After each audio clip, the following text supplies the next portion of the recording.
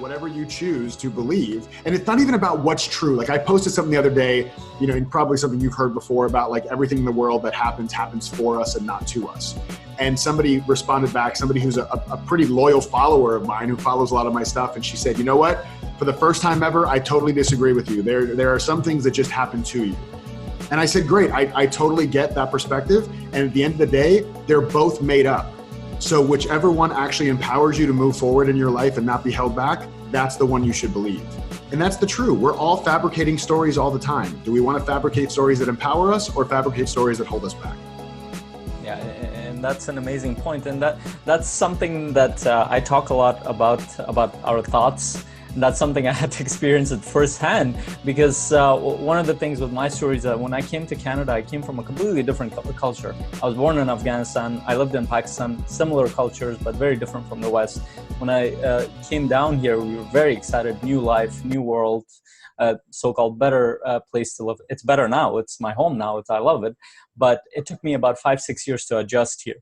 But the initial shock of it was that almost everything that I believed to be true was completely untrue. It was like going, the Twilight Zone, that show, when you go into a place where nothing makes any sense anymore.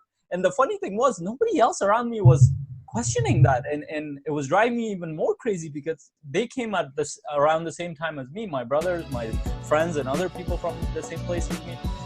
And they were fine with it. And for a long time, I didn't understand why they were fine with it. Until I got it, but I had to find my own reasons. One of the ways I did that was I had to put aside all my beliefs, put it on pause, and that was very hard, and figure out what I wanted to believe, what story I wanted to believe, what thoughts I wanted to believe.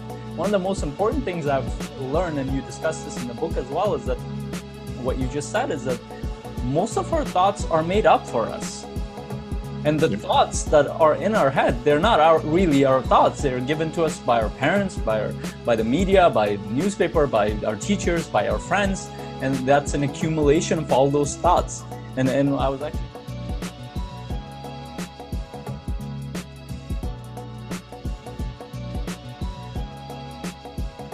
actually listening to one of the lectures by Alan Watts, and he said that if you actually listen closely, and I tried that, you could actually sometimes hear the voice of the person that gave you that thought. Wow. And that was very deep. I'm like, is that possible? And I actually started paying attention, and there are certain things that you've heard over and over, you will hear the voice in your head. Dude, it's funny you said that's amazing. I love that. And it's really funny. I have one friend who I won't out their name because people would know who they were. But I have one friend who's probably my toughest love friend. Like there's a lot of tough love that happens between us. And there will be some times where I'll say something, he knows enough about me to know this. I'll say something that maybe hits him the wrong way. And he'll ask me straight up, am I talking to you or am I talking to Linda? And Linda's my mom's name, right? So he'll say it right. He's like, am I talking to you or am I talking to your mom right now? And I'm like, oh, I hate you so much, but you're right. That's not me talking. That's my mom talking. And I love my mom. There's nothing wrong with her, but parents are all well-meaning. I was talking to my friend yesterday about this. I said, listen, parents always F up their kids, right? But they just F them up in different ways than they were F'd up by their parents, right?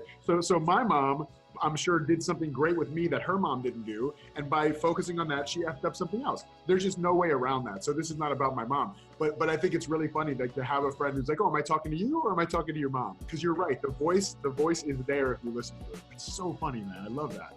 Yeah, that's really it. And the funny thing is such a basic concept, right? But we're not taught that. We're not taught that. We don't even, and you talked about basic misunderstandings. And this is one of the basic misunderstandings in our life, is that we take our thoughts too seriously. And that ends up with us taking ourselves too seriously. It ends up with us taking our environment too seriously. And it comes up with this heavy load on us to live in a way where we're always under some kind of pressure. Yes. And that's where I wanted to come to how you present this material. I love the way you present it, because you talk about playfulness, you talk about creativity, you talk about intelligence, you talk about approaching life in a lighter way, rather than from the perspective of guilt, heaviness, from the perspective of somebody who has to, well, as Alan Watts said, you gotta do that. It's like you gotta grind, you gotta live that way. in the past couple of years, I've realized that you don't have to do that. Right. So I want you to like talk about that a little bit. How can people approach life in a more playful, in a more relaxed way, rather than in a more from the perspective of a lot of other people in a hustling manner, or in a way where they're always under pressure and they use that as a motivation, which we know is not sustainable. Yeah, absolutely. That's the way most people motivate themselves is through blame, shame, and obligation. That is the main motivator for most people. And there's a chapter in Prison Break called Deep Shame Thrombosis. And it's really like, it's all about this thing about like shaming ourselves into motivation. And I think part of the reason that people don't, so first of all, people I think don't think that they can access levity and playfulness in their work. And listen, I have to always say this because I don't want people thinking, not because I care what they think, but because I think this would not be accurate and it would not be as effective.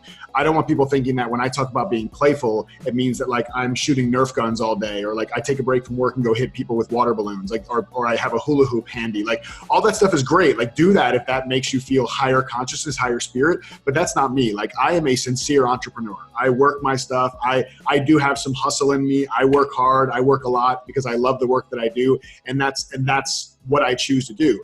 But you can do that while still having a spirit of play while you're doing it, right? So I have these bracelets that I wear, these My Intent bracelets. And one of them says Amor Fati, which is Latin for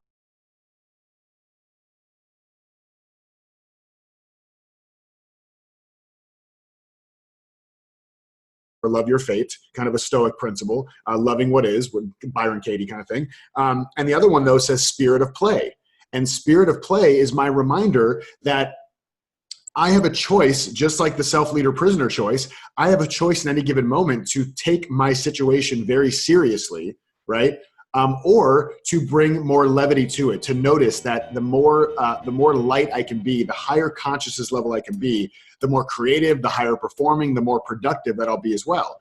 And I think a lot of people think that that's not responsible. This is actually a word I've heard from people before. So I'll do seminars, and I remember I was with I was at a national sales meeting. So I was doing a presentation to an entire sales team for this company in Texas, based in Texas, that was all about living a not so serious life, right? Which, first of all, I was so happy that corporations are starting to bring me in with the title. Usually I'd have to make a different title and I'd have to sneak in the not so serious stuff. now I just say like living a not so serious life, or how to live a not so serious life. And they're like, yeah, come in, our people are way too serious. So I love that they're recognizing that. But so I'm doing the seminar and I basically have up a whiteboard and I draw a line down the middle of the whiteboard and I ask them, I say, on one side I put in flow, and on the other side I put ready to blow, right? And these are the two distinctions here, right? And I ask people, what does it feel like when you're in flow? And they tell me all the things. Oh, I feel creative, I feel light, I feel calm, I'm happy, I'm joyful, I'm laughing, I'm collaborative, all these things. I say, okay, cool. And what about when you're ready to blow? I'm anxious, I'm stressed, my chest hurts, I'm hot, I snap at people, all these things. So we have all these things on the list here. And I say, cool. So we know what it looks like when you're ready to blow, and we know what it looks like when you're in flow. And they say yes. And I said, where do you do your better work, right? Where does better work come out from you? On the ready to blow side or on the in flow side? And they said, absolutely in flow. I said, great. Why don't we just choose that more often, right? Because it's just a choice. And they say, well, I feel like that would be irresponsible, because if people see me looking light and happy and playful, they'll think I'm not serious about the work I'm doing. And I said, that's where it is. Yeah. It's that you think it's unrealistic or irresponsible to not be, because if people don't see me like this, then I must not want to move ahead in the company and I must not care about my goals. And we believe that you have to look like that in order for that to happen. So the distinction I introduced to them is actually an Alan Watts distinction. It's one of my favorite Alan Watts distinctions in the world, is serious versus sincere. Yeah. Okay. The opposite of seriousness is not, disregard. The opposite of seriousness is not aimless playing around and hoping that things work out. The opposite of serious is sincere. I can be really sincere about the work I want to do. I can be really devoted and committed and focused and loving and lasered in on what it is I want to create, but I don't have to take it so seriously.